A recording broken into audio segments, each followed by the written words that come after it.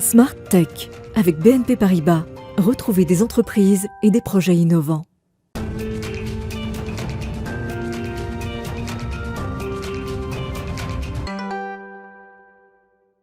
Bonjour, bienvenue à tous dans Smart Tech, l'émission que vous regardez en direct sur Bismart à 11h tous les matins. C'est l'émission qui s'intéresse au monde de l'innovation et à la société numérique, une société qui reste encore évidemment fracturée. Alors je vous propose de démarrer cette émission justement avec l'interview d'Aaron Teboul qui va nous parler de son initiative pour répondre à cette fracture numérique. Il ne s'agit plus tellement d'une question d'un problème d'équipement, mais surtout d'accompagnement.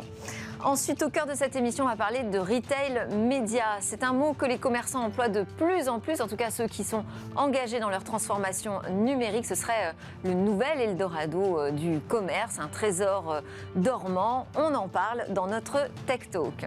Et puis on retrouvera notre rendez-vous avec le biomimétisme Cécile Nérostan qui viendra nous parler de l'apport de la nature face aux urgences environnementales, notamment climat et biodiversité.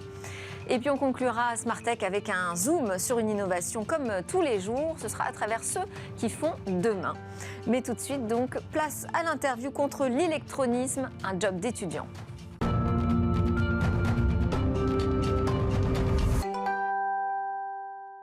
Qui n'a jamais aidé ses grands-parents à se servir d'un portable ou d'un ordinateur? Un étudiant, lui, a eu l'idée d'en faire une start-up. Le concept, tout simplement mettre en relation étudiants et seniors. Là, je viens de faire une citation. C'est la start-up de mon jeune invité qui est présentée récemment dans la lettre de l'Élysée. La lettre de l'Élysée du mois de novembre, Cocorico d'ailleurs, elle s'appelle. Bien nommée. Bonjour Aaron Teboul. Donc, bonjour, vous êtes cofondateur de Cliquez-moi. C'est un service qui met en relation les étudiants avec des personnes qui sont en situation de fracture numérique, soit laissées sur le bas-côté involontairement, soit réfractaires complètement au numérique et qui ont besoin et qui recherchent un accompagnement. Exactement. Comment est venue déjà l'idée de Cliquez-moi ? Alors Cliquez-moi est né en fait dans le milieu associatif en 2015 et nous avons en fait changé très vite de forme juridique pour des raisons de croissance et de développement. Et ce projet est né parce qu'en tant qu'étudiant, j'ai été indigné. J'ai été indigné par deux phénomènes. Le premier, c'est la précarité financière des étudiants. En 2021, ce n'est pas possible de faire la queue 1 heure dans le froid dehors pour un paquet de pâtes. Le deuxième, c'est que pendant la pandémie, pendant la crise du Covid-19, qui continue d'ailleurs encore, on a tous vu que le numérique s'est vu propulser au centre de nos vies, et de manière assez brusque en fait. Et donc la transition digitale, l'accélération de cette transition digitale a laissé sur des millions de personnes sur le bord de la route, et c'est ça la fracture numérique. Et donc Cliquez-moi, société qu'on a créée avec mon partenaire Edgar Aon, met en relation donc, les étudiants qui veulent être en autonomie financière avec les personnes victimes de cette fracture numérique et qui souhaitent avoir un accompagnement dédié. Alors quand on parle, on va déjà préciser quelles sont les personnes que vous adressez, parce que qui sont ces personnes qui sont touchées par la fracture numérique? Évidemment, on pense naturellement aux plus seniors, mais pas seulement. Justement, quand vous parlez des commerçants qui ont dû se mettre très rapidement à la numérisation de leur métier, ça n'a pas été simple. Tout à fait. Alors, il y a les commerçants... Est-ce que vous allez également les adresser? Bien sûr. Alors, les commerçants qui veulent digitaliser leur commerce, les professionnels actifs qui veulent être sur les réseaux, également donc, les personnes en insertion et réinsertion professionnelle qui veulent utiliser LinkedIn ou Indeed, savoir faire un CV en ligne. Il y a vraiment un panel de marché très très large dans cette fracture numérique, et finalement c'est répondre à tous les besoins avec un accompagnement personnalisé et intégral. Et alors quand vous parlez de l'autre côté, donc d'aller chercher des étudiants qui sont en recherche d'autonomie financière, ça veut dire que c'est un service qui va être payant? C'est ça. Alors, ce service... C'est au niveau d'un job d'étudiant, ça va être rémunéré comment? Alors, ce service est facturé pour un cours particulier à domicile entre 30 et 35 euros. Donc, dans le cadre du service à la personne, l'État rembourse donc 50% de ce cours. Et en fait, dans le cadre du plan de l'inclusion numérique, le 50% restant est souvent financé par l'État, par les collectivités, par les grands groupes, par les mutuelles, par les caisses retraites. Et donc finalement, ce service est souvent gratuit pour les personnes qui souhaitent en bénéficier. Donc dans le modèle économique, En fait, il y a deux volets, le volet financier, mais surtout le volet social et solidaire. Donc la plateforme se rémunère avec une commission sur chaque cours. Et ce que nous voulons en fait à travers Alors quand vous dites chaque cours, ça va être quoi comme type de prestation? Alors, il y a plusieurs types de Des cours en prestations. présentiel, des cours physiques, à domicile? Justement, alors il y a en effet des cours particuliers à domicile pour un objectif et un besoin précis, des cours collectifs et des cours en ligne. Ça a été choisi en fait en co-construction avec notre marché. Pendant le Covid, il a fallu s'adapter et donc on a mis en place des cours collectifs en ligne et des cours particuliers. À domicile, parce À que domicile. bon, déjà quand on entre dans ce schéma de se connecter à un cours collectif, il ne faut pas être tout à fait débutant C'est ça. dans le numérique. Comment vous allez les chercher justement, ces personnes qui sont en fragilité par rapport au numérique? Alors justement, Comment faire connaître le service? alors forcément, les personnes éloignées du numérique sont approchables par des moyens non numériques. Et donc, ça passe par des campagnes de sensibilisation, ça passe par des salons, ça passe par du marketing matériel, mais surtout une forte stratégie de réseau, de partenaires B2B2C également. Dans l'idée, c'est vraiment créer des partenariats avec les banques, les assurances, les mutuelles, des organismes comme We Take Care, comme SFR qui s'engagent énormément dans l'inclusion numérique. Et donc, c'est créer des partenariats avec eux pour qu'ils adressent, pour leurs services qui se digitalisent, des formations de Click et Moi dédiées. D'accord, donc vous pensez plutôt à des partenaires de la sphère privée qu'à des partenaires publics? Les deux, en fait, c'est vraiment mettre en cohérence les acteurs privés et publics pour avoir une cohésion dans toute la... Et alors, je vous ai coupé dans votre modèle économique. Racontez-nous comment vous avez prévu votre business plan, maintenant que ce n'est plus une association, mais une vraie start-up. Exactement. Alors aujourd'hui, entre les débuts associatifs et les débuts de Click et Moi, on a dispensé plus de 6000 heures de cours. Et donc notre objectif, c'est d'arriver à fin 2022 à 100 000 apprenants, ce qui représente que 5% de la cible. Et cette stratégie, justement, on l'atteint avec des partenaires, une stratégie B2B2C, ce qui représente qu'une cinquantaine de grands groupes et d'organismes publics et privés.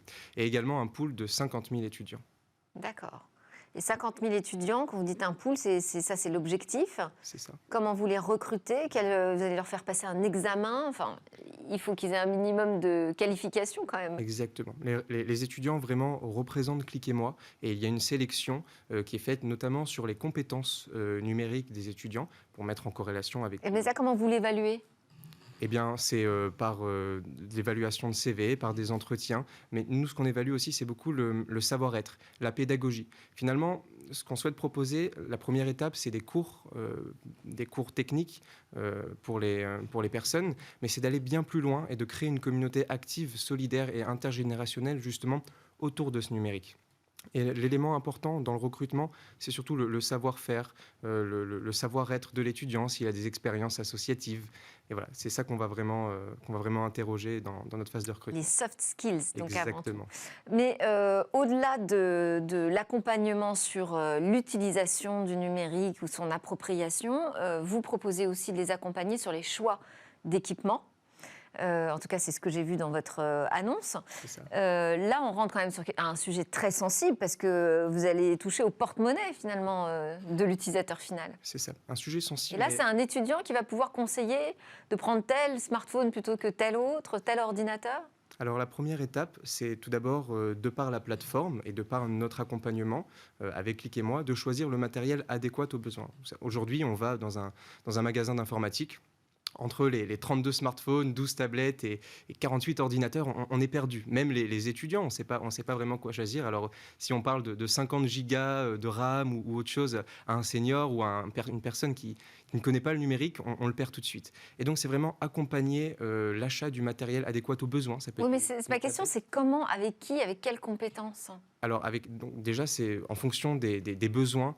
Il y a des personnes qui souhaitent avoir qui ont des objectifs informatiques qui s'orienteront plus vers un ordinateur. Et à l'inverse, d'autres plus vers une tablette. Mais ce sont les étudiants qui vont les conseiller sur leurs achats? Alors, les deux, c'est vraiment la plateforme Click et Moi qui d'abord fait un premier choix. Et donc, les étudiants, en fait, ressortent avec un modèle d'achat de matériel informatique à acheter et vont directement...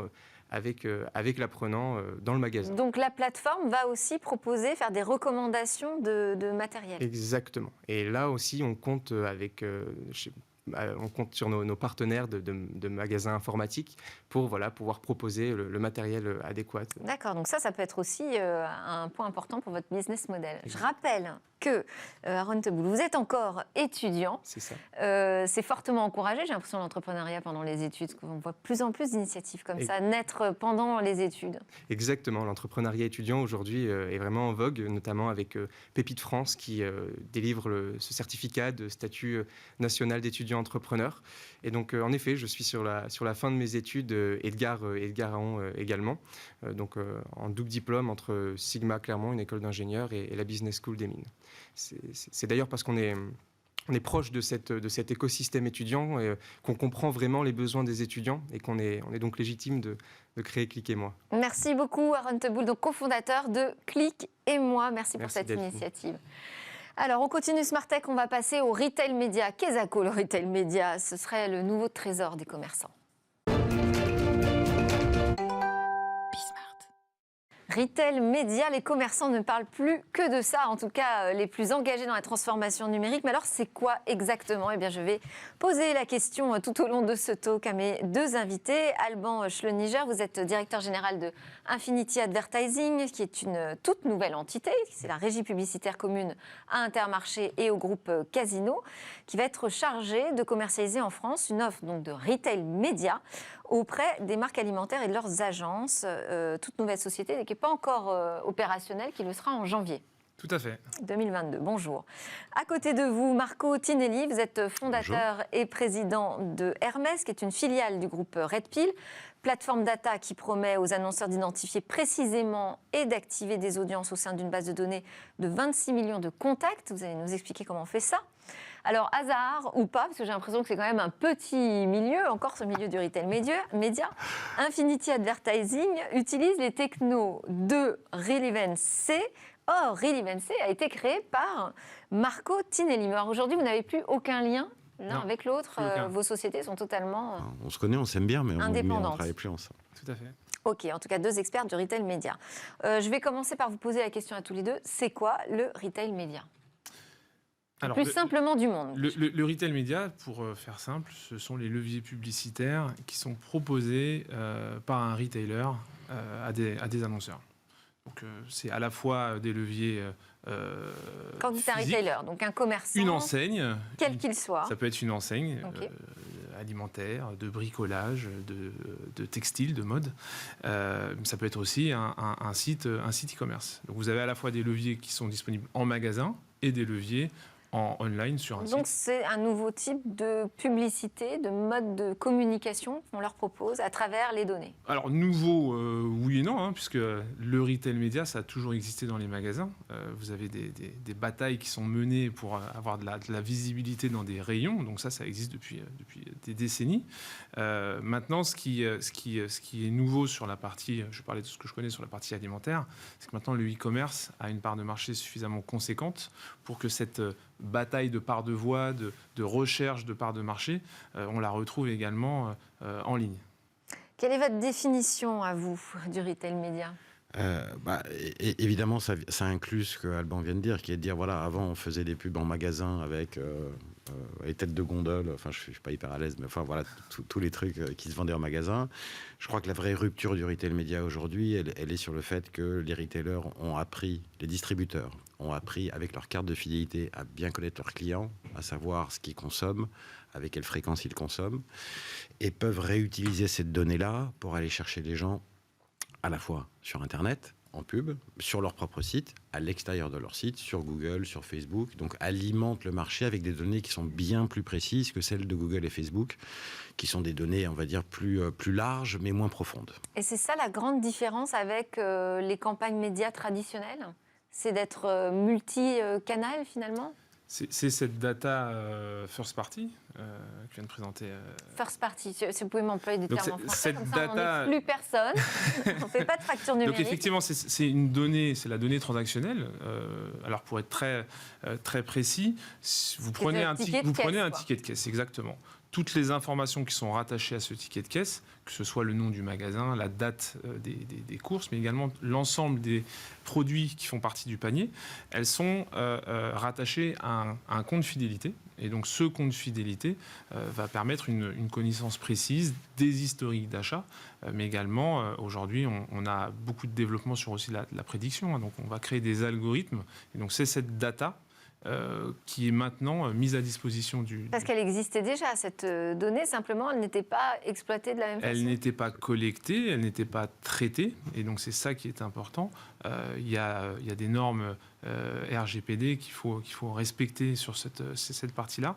Et donc c'est également toute une galaxie de nouveaux métiers qui sont apparus chez les distributeurs. Alors qu'est-ce que ça permet de faire de différent ? Ça permet de faire énormément de choses de différentes, puisqu'en fait, si on parle C'est-à-dire qu'on arrête d'envoyer des prospectus dans les boîtes aux lettres, on envoie des emails. Comment se passe une campagne en fait, de retail média aujourd'hui ? Prenons l'exemple, je crois, le plus spectaculaire aujourd'hui, c'est celui évidemment de la multicanalité qui inclut, vous êtes un vendeur de couches-culottes. C'est un bon métier. Vous pouvez récupérer des données de différents distributeurs en disant qui achète des couches-culottes aujourd'hui, et aller faire des campagnes à la télévision, sur Google, sur Facebook, en affichage, enfin où vous voulez, sur base de ces données-là, pour toucher exclusivement ou très précisément ces gens-là. Donc pas juste mes données à moi, en fait, je peux récupérer des données du marché, ce qui explique, quand je vous ai présenté, j'ai parlé d'une base de données de 26 millions de contacts. En fait, il y en a 50, mais c'est pas grave. 50 millions, c'est pas le chiffre qu'on m'avait donné. Mais... On progresse. Super. Comment est-ce qu'on constitue des bases de données aussi gigantesques ?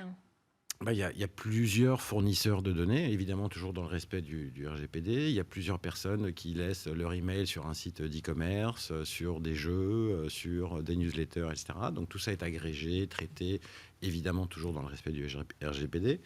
Et ensuite, différents distributeurs qui créent des flux de données. Donc tout ça se paye, hein, ça vaut de l'argent. Donc c'est un nouveau business aussi pour les commerçants, les distributeurs, en fait, de vendre la donnée qu'ils possèdent. Évidemment, c'est une source de profit qui est gigantesque. En fait, sur les profits d'Amazon, on estime qu'entre 25 et 30% viennent de la monétisation de leurs données. Et donc c'est anonymisé, évidemment. Anonymisé, respect du RGPD, etc. Mais c'est un complément de revenus qui, pour la plupart des distributeurs, en tout cas à ma connaissance, je ne veux pas parler pour Alban, est extrêmement profitable et permet d'augmenter quasiment directement la profitabilité des différents distributeurs. On parle d'Amazon. Est-ce qu'en France, justement, les distributeurs savent déjà bien monétiser ces données ? Oui, c'est pas des nouveaux métiers, c'est des métiers. Donc ça représente combien du chiffre d'affaires aujourd'hui C'est difficile à nouvelle donner ce économie type de chiffre de la donnée. Parce que vous l'avez présenté comme un business, comme une source de revenus, mais c'est aussi pris comme un service qui est apporté. Il y a les deux côtés, évidemment. Voilà. Et ça, c'est important. Vous avez parlé... Et là, sur la partie, justement, business, nouveau métier, en fait, de vendeur de données. Ça, c'est des chiffres qui sont publics. Hein. Le marché du retail média, il y a eu beaucoup d'études sur sa progression à venir, etc., et sur ce que ça représente avec les différents canaux, que ce soit le search, que ce soit le Et alors, ça représente combien Donc, c'est plusieurs centaines de millions d'euros. Hein, en France ? En France, tout à fait. Ce marché, il est en explosion, notamment sur l'alimentaire, puisque ce que je disais en introduction, c'est ce qui est nouveau sur ce marché de l'alimentaire, c'est le mode de consommation e-commerce qui a explosé avec la pandémie. La France a été pionnier sur le mode d'achat Drive. Ouais. Et vous avez aujourd'hui, notamment sur l'Île-de-France, une explosion de la livraison à domicile des courses. Donc là-dessus, des enseignes comme Monoprix se sont positionnées très tôt et sont leaders. Et ça, c'est des services qui sont apportés aux marques, puisque quand vous prenez un panier e-commerce, le but, c'est de simplifier la transaction. Vous avez à peu près 80% du panier qui est déjà, qui sera toujours le même. Et donc, c'est ça le service qui est apporté à une marque, c'est comment vous faites aujourd'hui en tant que distributeur pour aider une marque à se faire une place dans ce panier. Et donc là, il y a tout un tas d'outils qui sont développés, qui sont proposés aux marques. Alors, venons-en aux outils. Qu'est-ce qu'il existe comme outil ? Puisque je vous disais, c'est quoi ? C'est une campagne par email ? Comment ça fonctionne ? Déjà, je pense qu'on est d'accord là-dessus. On peut segmenté en deux grandes catégories. Vous avez des outils qui vont être des outils qu'on dit on-site, donc qui vont être des outils publicitaires mis à disposition sur le site e-commerce du retailer. Et puis ensuite, une autre catégorie qui sont des outils off-site. Donc cette partie off-site, c'est ce que disait Marco, on va utiliser la data pour cibler précisément, pour personnaliser une publicité en dehors de l'écosystème e-commerce. Ouais. Et donc là... Exemple concret, une publicité sur un site média, je ne sais pas, l'équipe.fr ou Le Figaro, où vous allez adresser cette publicité. Bismart, soyons fous. Bismart, tout à fait. Voilà. Je veux cibler les fans de tech. Je veux cibler une population de jeunes actifs sur un secteur d'activité. Je vais travailler avec du coup cette data pour faire la meilleure cible. Donc en fonction des achats, en fonction de son comportement d'achat, je vais déterminer des tribus, je vais déterminer des personnages et je vais ensuite pouvoir toucher ces personnes-là où qu'elles se trouvent lors de leur surf Internet. Ça, c'est vraiment la partie off-site. On parle de display, mais on peut parler aussi d'email personnalisé.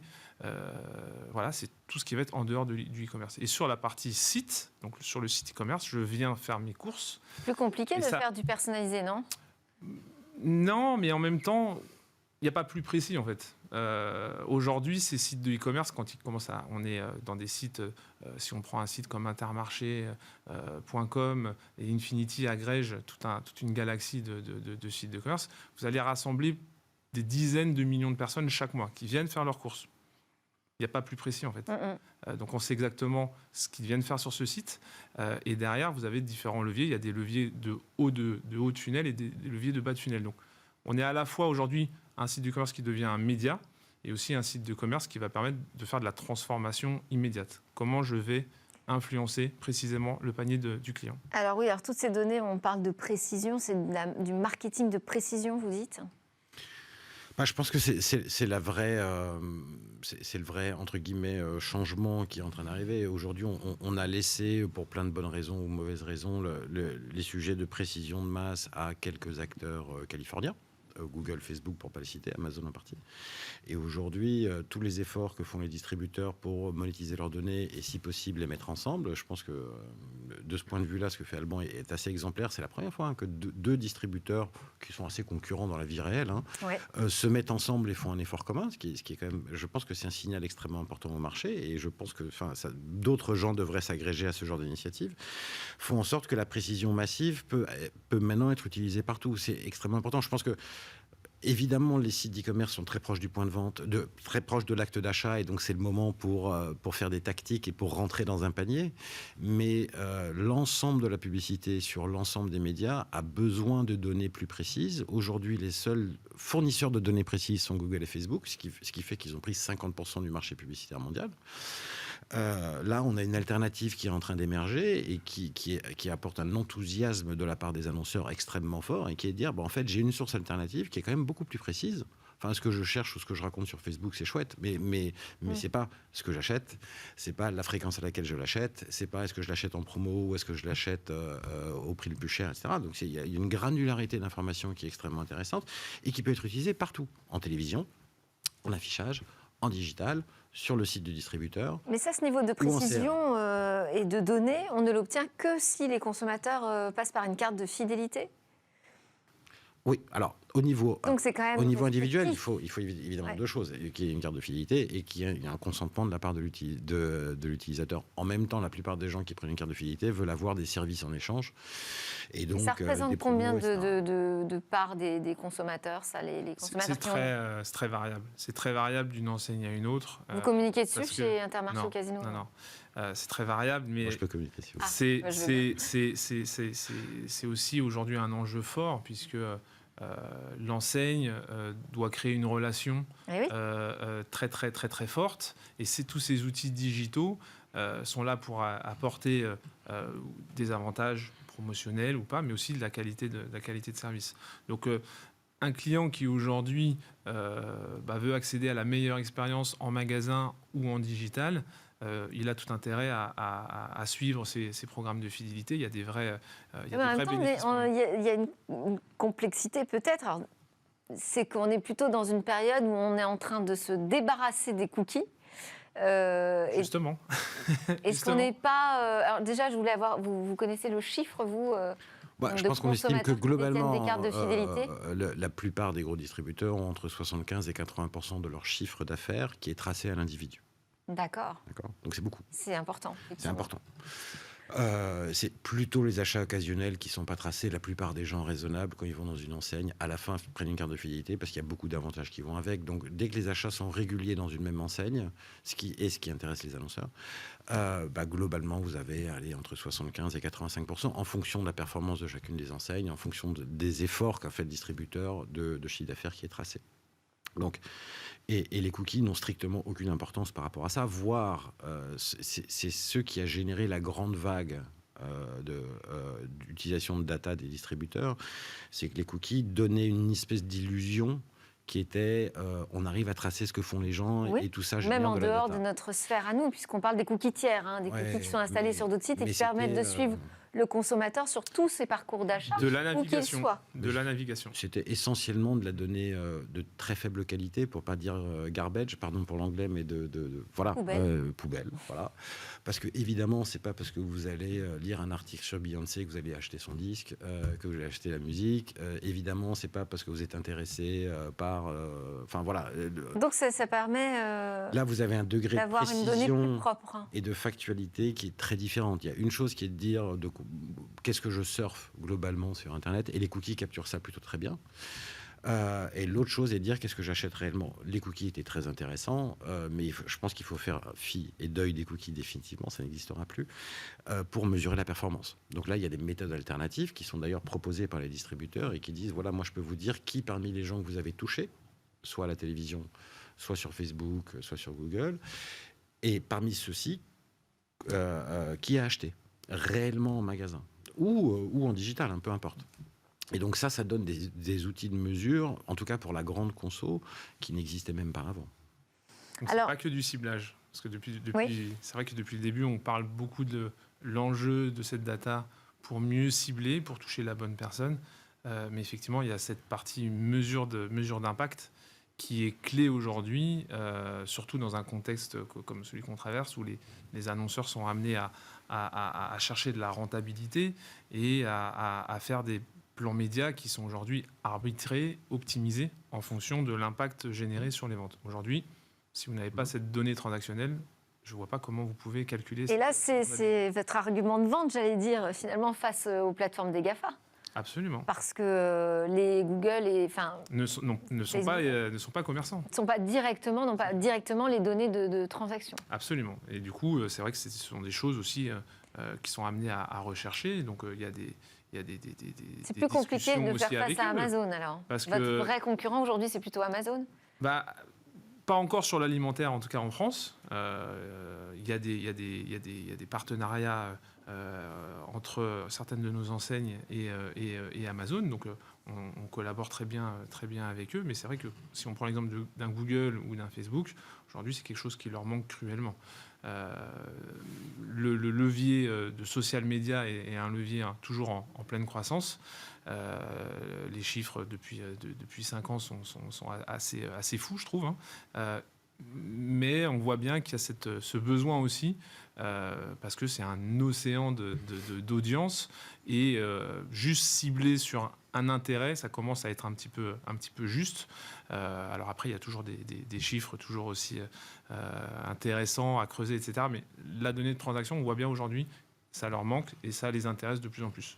Donc ils viennent aussi la chercher chez nous. Marc Ottini, vous êtes d'accord avec ça? Face aux GAFAM, c'est vraiment sur la transaction qu'on pourra faire la différence? Oui, mais absolument. Enfin, ça c'est certain. Enfin, je pense que encore une fois, Google et Facebook ont brillamment réussi en travaillant une donnée superficielle. Superficielle au sens comment je me comporte, où je vais, etc., etc. Là, on a un degré de précision qui est extrêmement important et qui est bien plus valorisable. Le seul problème, et ça c'est ma grande croyance, y compris lorsqu'on a lancé Relevancy, c'est qu'elle n'est pas suffisamment massive. C'est-à-dire que globalement, Google, c'est 100% du marché. Facebook, c'est pas loin de 100% du marché, des gens. Ouais. Chacun des distributeurs tout seul pèse, allez, au maximum en France, je crois qu'il y en a un qui pèse 30, mais lui n'exploite pas ces données. Et donc, on a besoin d'agréger et de mettre tout ça ensemble pour créer un effet levier. Je pense qu'il y a un enjeu de souveraineté même là-dedans qui est assez important. Pourquoi un enjeu de souveraineté ? Parce que si on veut maîtriser comment on communique aux consommateurs, comment on protège la vie privée, comment on rend la pub plus efficiente, on peut toujours essayer de faire des lois au Parlement pour interdire à Google et Facebook d'opérer. Enfin, on peut essayer. Ou alors, on peut faire mieux. Et de façon évidente, ni Google ni Facebook, et probablement pas Amazon, n'auront la granularité et la puissance et la précision des informations que peuvent avoir des distributeurs qui sont par définition locaux. Mais là, ceux qui ont la solution entre leurs mains, je dirais, ce sont les distributeurs eux-mêmes, finalement. Avec une couche de technologie, on existe quand même. Avec une couche de technologie et de logique. Mais évidemment, cette source de données est d'une puissance incroyable et c'est un enjeu extrêmement important. Encore une fois, soit on décide qu'on veut laisser Google et Facebook, et qui sont des gens très bien par ailleurs, décider de qui achète quoi, comment on vend, comment on cible et comment est opéré le marché de la communication qui fait à peu près 20 milliards d'euros en France. Soit on trouve une solution alternative et le retail média est une solution alternative. Bon, vous nous avez prouvé tous les deux qu'il y avait une solution alternative, en tout cas en France. Merci beaucoup, Alban Cheneux-Niger. Je rappelle que vous êtes directeur général d'Infinity Advertising. Merci. Et Marco Tinelli, fondateur-président de Hermès Red Pill. Juste après la pause, dans Smartech, on va parler de biomimétisme. On va aller chercher des inspirations dans la nature face aux urgences climatiques.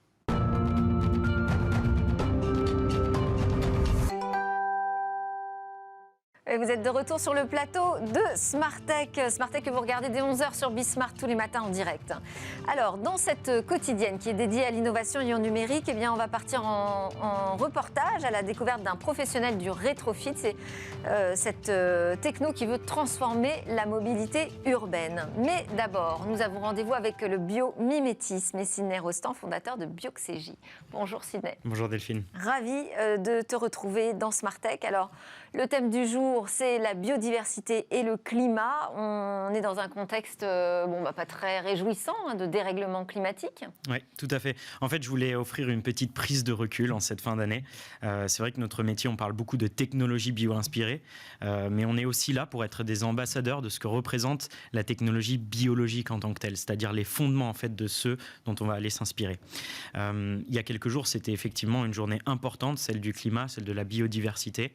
On connaît tous les rapports du GIEC qui commencent depuis juin 2021 et c'est très récent à réaffirmer l'importance en fait des interconnexions entre la crise climatique, la crise du CO2 principalement, et la crise de la biodiversité dont on entend un peu moins parler. Alors je suis là pour dire comment est-ce que finalement le vivant, comment est-ce que la biodiversité est capable en fait de nous aider dans cette crise climatique, dans la crise du CO2. La première chose qui est importante... Ce que vous venez défendre d'ailleurs régulièrement avec Bioxégie dans Smartech. Exactement, c'est très important qu'on le dise, c'est qu'au-delà des technologies, il y a aussi finalement cette inspiration par rapport à ce que la nature est capable de faire. Alors on entend beaucoup parler dans les médias de l'exemple sacro-saint de la forêt amazonienne. Il faut savoir que la forêt amazonienne, c'est une forêt qui est mature. C'est-à-dire que l'ensemble des arbres qui existent dans ces forêts-là sont déjà arrivés à maturité, ils ont déjà capté tout le CO2 qu'ils pouvaient. En plus de ça, c'est une forêt qui est dense, donc qui ne se renouvelle pas forcément. Et finalement, en matière de biodiversité, les réels puits de CO2, ce sont des espèces qui sont un peu différentes. Donc les poumons de la planète, il y en a plusieurs. J'ai commencé avec un exemple que je connais bien et que j'adore, c'est les grandes baleines, les baleines bleues notamment. Il y a aujourd'hui entre 1,3 et 1,5 million de baleines au monde. C'est en fait ce qu'on appelle des espèces clés de voûte, c'est-à-dire que presque l'ensemble de la chaîne alimentaire en dépend. Il faut savoir que les baleines, ça représente au cours de leur vie, une seule baleine, plusieurs millions de phytoplancton nourris. Pourquoi ? Parce que c'est des engrais. Au travers de leur déjection, elles vont nourrir le phytoplancton. Le phytoplancton, en fait, je pense qu'on le voit à l'écran, c'est une espèce en fait tout à fait particulière qui est responsable de 40% de la captation du CO2 au monde. Et ça, c'est une source d'inspiration technologique majeure. Vous avez en fait un échangeur en fait, entre le CO2 qui est dissous dans l'eau ou à la surface de l'eau et la création de capacités minérales dont vont du coup se nourrir l'ensemble des animaux marins. Et ça, c'est très important parce que finalement, c'est aussi une des perspectives qu'on peut avoir derrière la notion de biomimétisme. C'est aussi cette prise de recul que j'aimerais offrir aujourd'hui. C'est qu'au-delà du fait de s'inspirer purement et simplement des technologies vivantes, en tant qu'expert du biomimétisme, parfois notre métier, c'est aussi de dire on n'a pas forcément besoin de s'en inspirer pour créer des matières artificielles, des technologies artificielles. Parfois, il suffit tout simplement de faire de la réinsertion ou de la stabilisation. Je m'explique. Aujourd'hui, vous avez 1,3 million de baleines. On estime, et c'est une étude du FMI, que si jamais on revenait au stade d'avant de la prédation de l'homme, c'est-à-dire 4 à 5 millions de baleines, on pourrait augmenter de l'ordre de 1,7 milliard les tonnes de CO2 qu'on pourrait capter par an. Ça représente 5 fois les émissions de la France, juste en réinsérant des baleines. Donc les actifs, en fait... Difficile de connaître le reste de l'impact que ça aurait sur l'écosystème. Plus tous les impacts que ça pourrait avoir sur l'écosystème. Ces baleines et ce phytoplancton représentent la moitié des respirations qu'on prend. C'est la moitié de l'oxygène qui est produit dans le monde. Enfin, c'est tout à fait incroyable. Et des exemples comme ça d'espèces clés de voûte, il y en a plein d'autres. Vous avez les éléphants d'Afrique, de la savane en fait. Donc c'est pas les éléphants d'Afrique, les grands éléphants, c'est les petits éléphants, donc principalement le bassin du Congo, l'Afrique de l'Ouest. Ils représentent 9000 tonnes de CO2 chaque individu par an. Tout simplement, et c'est très très simple, en piétinant finalement les savanes, en fait ils vont libérer de l'espace aux arbres plus petits qui vont pousser plus rapidement et capturer de façon beaucoup plus efficace le CO2 que les arbres en Amazonie par exemple. 9000 tonnes de CO2 par an juste avec un éléphant. Là aussi, finalement, est-ce qu'on va chercher de la création de technologies complètement poussées? Pas forcément. En fait, il suffit d'éviter la disparition de certains éléphants. Travailler sur la préservation de l'espèce, oui. Oui, la préservation de l'espèce, ça stabilise ces écosystèmes-là. Ces écosystèmes-là, ce sont des puits de carbone. Or, le problème, c'est qu'on voit l'inverse. Depuis les années 2000, 75% de ces éléphants ont disparu. Enfin, ça vous donne aussi l'ordre des choses. Et il y avait ce très bel exemple aussi, pour finir, des loups dans le parc de Yellowstone. Les loups dans le parc de Yellowstone, dans les années 1920, ils ont été totalement éradiqués par les gardiens de ce parc-là pour éviter les espèces prédatrices, puisqu'ils chassent en meute ces loups. Mais le problème, c'est que en supprimant les loups, il y a eu une conséquence logique, c'est que les grandes espèces de mammifères, les élans, les cerfs, etc., ont explosé. Et ils ont eu de la prédation sur des arbres tout jeunes.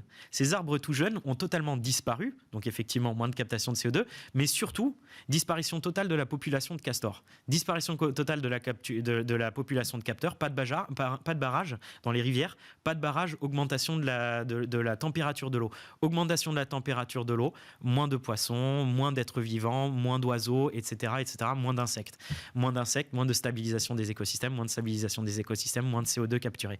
Depuis 1995, les Américains donc du coup ont rétabli la population de loups. Il y a une réexplosion en fait de la biodiversité locale, recaptation locale de CO2. Donc ça, c'est un peu ce message que je veux apporter pour clôturer en fait cette année de chronique.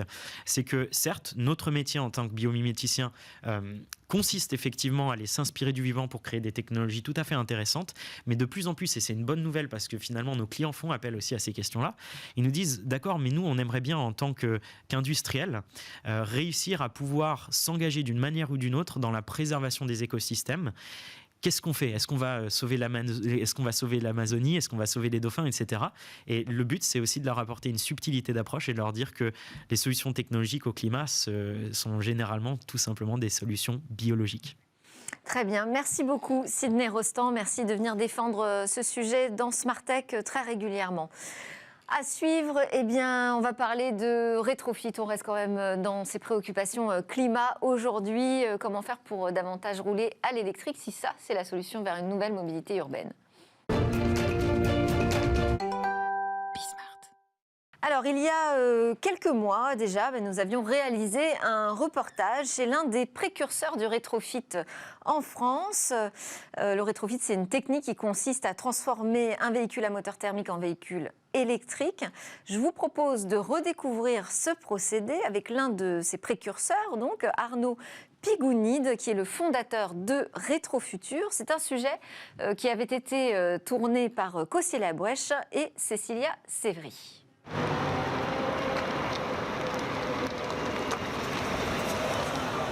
Salut Cécilia, salut Bismart.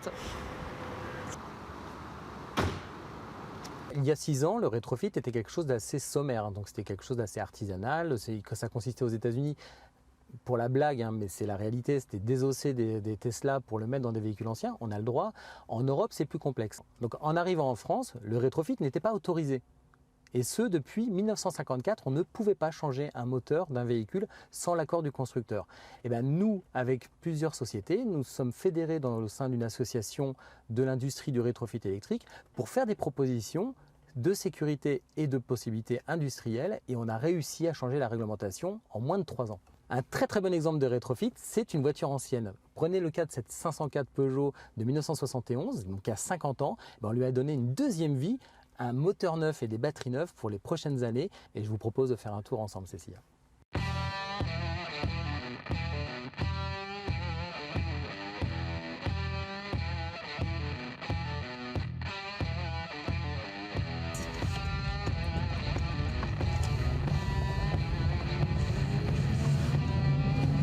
L'autonomie, c'est combien ? Alors l'autonomie, elle dépend de chaque modèle, donc que ce soit une Fiat 500 ou une Twingo ou un camion, forcément on met plus de batterie. Là, sur celle-là, on a une autonomie qui est de minimum 160 km avec une batterie small, et on a une option batterie supplémentaire pour aller jusqu'à 220 km. Donc on pourra brancher sa voiture rétrofitée sur n'importe quelle borne électrique. C'est le cas actuellement, on peut se mettre sur tout le réseau avec une prise qui est une prise normale de prise type 2, et donc on peut se plugger sur le réseau urbain ou chez soi. Et alors cette voiture par exemple, cette Carrera, on pourrait la rétrofiter? Alors toute voiture qui a plus de 5 ans peut être rétrofitée. Alors forcément ce véhicule, c'est un véhicule qui vaut très très cher, avec un moteur qui est quand même très apprécié des collectionneurs. Ouais. Donc nous, ce qu'on fait chez Rétrofutur, on essaye de faire les véhicules qui ont des moteurs un peu ingrats, tous les véhicules un peu mal aimés du fait du moteur, parce que le moteur de la 504 n'est pas réputé pour être le moteur le plus exceptionnel qu'il soit. Et donc en fait, on redonne une deuxième vie à un véhicule qui est très apprécié pour son style, pour son esthétique, pour son châssis. Et on lui donne un petit plus avec un moteur qui remplace les problèmes d'avant.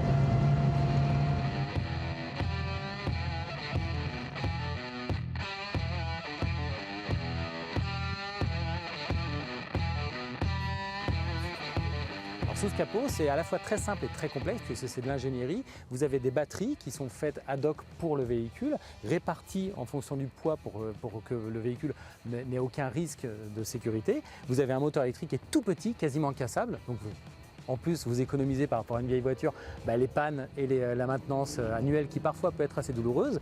Et vous avez tous les éléments de sécurité que sont la gestion des batteries et l'ordinateur de bord qui permettent de contrôler le véhicule. La magie de ce qu'on opère, de ce qu'on fait, c'est qu'en fait on donne une deuxième vie à un véhicule qui a déjà été produit. Donc vous économisez en faisant du rétrofit, vous économisez un châssis qu'on n'a pas besoin de reproduire parce que il est déjà fait, il est déjà utilisé et surtout vous pouvez le rentabiliser pendant des années supplémentaires. Et ça c'est extraordinaire parce que c'est beaucoup de gaz à effet de serre, beaucoup de CO2 économisé. La preuve, un véhicule comme celui-là, c'est 67% de réduction de gaz à effet de serre en l'ayant rétrofité pour les 10 prochaines années.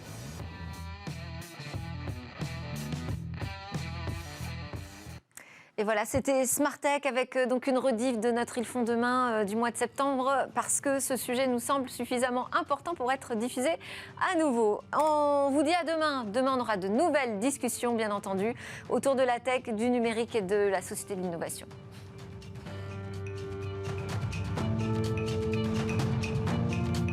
Smart Tech avec BNP Paribas. Retrouvez des entreprises et des projets innovants.